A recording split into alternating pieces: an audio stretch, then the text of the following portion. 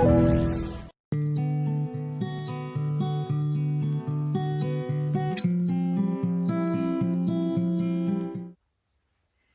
Shri Akal, Salam, Namaskar, warm hello. My name is Manpreet Kaur Singh. I'm a very proud mother and the executive producer of SBS Punjabi program, which I've had the honor of hosting and being part of for more than 27 years now. And thank you to all of you out there who've been part of my journey. If I look back at the 27 years that I've been with SBS Punjabi, I think there are some stories that really stand out. Few come close to this one that I'm about to share with you. And it's very appropriate that I share it today, almost 10 years, exactly 10 years since all of this transpired. It's a long story, but to cut it short, let me read from a book to which I contributed a chapter and wrote my first-hand experiences of the story itself. The book is called Indian Diaspora, Hindus and Sikhs in Australia. So here we go. Once the story was aired, it took on a life of its own, connecting people from India, Australia and England together with a legendary cricket star on a goodwill mission that is best described as a Puran phenomenon.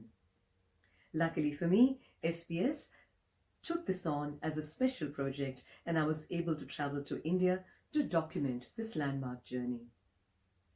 Puran Singh was a Sikh from the village of Bilga in Punjab who landed on Australian shores as a young 30-year-old man back in 1899. Like many other Punjabis of his time, he worked as a hawker, selling goods from his horse cart, travelling from one country town to another.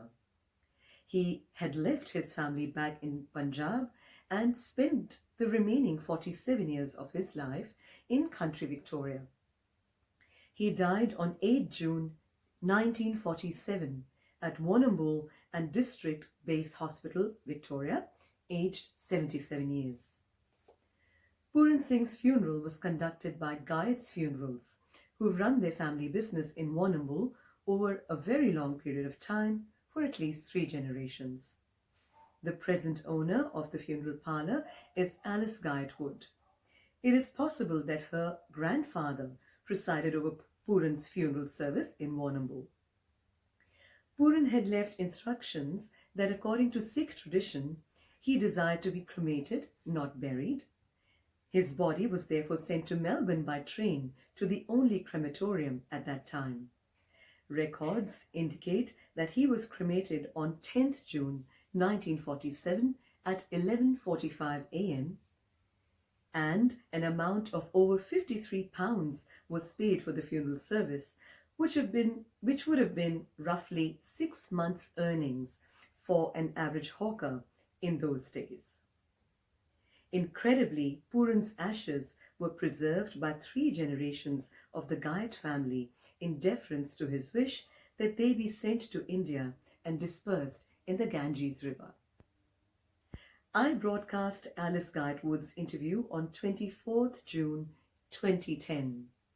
Alice recalled that just before her father Jack Gayat died in 1986, he shared with her his sentiments about Puran's remains in their care. We should have done something about Puran's ashes. We should have sent them to India because he wished them to be immersed in the river Ganges.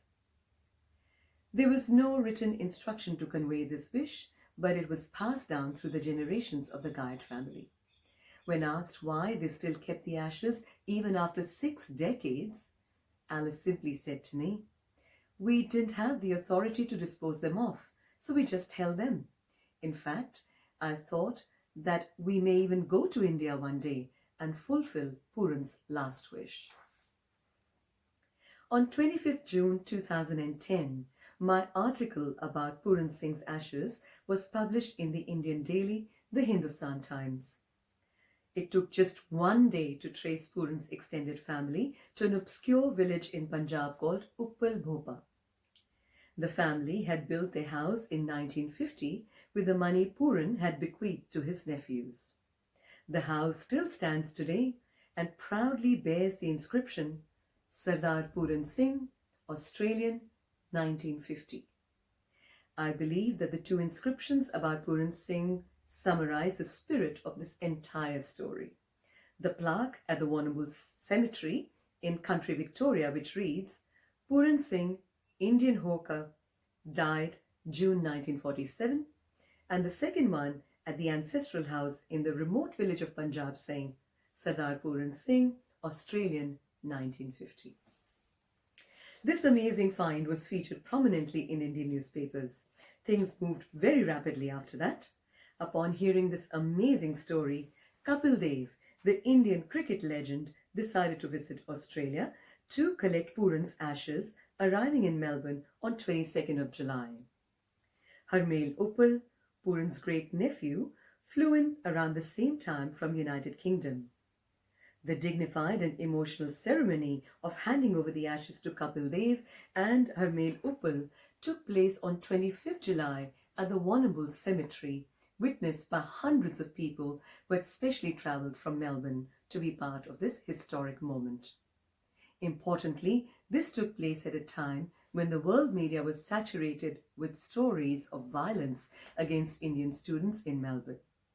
Kapil Dev talked of building a bridge of goodwill through this story by demonstrating how Australians have loved and respected Indians since they first arrived in Australia.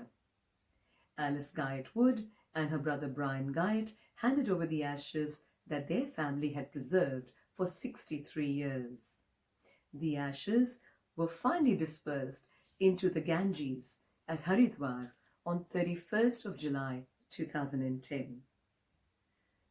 So, everyone listening right now, let me finish by saying, for all those cricket lovers for whom ashes has had a very different meaning until recently, a small Victorian town called Warrnambool, a Punjabi migrant named Puran Singh, two historians, Australia's SBS Punjabi radio program, and the Indian cricket legend Kapil Dev have changed that forever. Puran Singh's memory will always remain in the hearts and minds of many locals in Warrnambool, and incredibly, even though I was present at the moment when we immersed Puran's ashes into the holy Ganges, I'm certain that some part of Puran will continue to remain with us right here in Australia. My friends, all I want to say to you is, Puran's story is not my story. It's not one man's story. This is our story, our shared heritage, our shared history here in Australia. I encourage all of you to look for more such stories wherever you might live in Australia. Thanks for listening to me.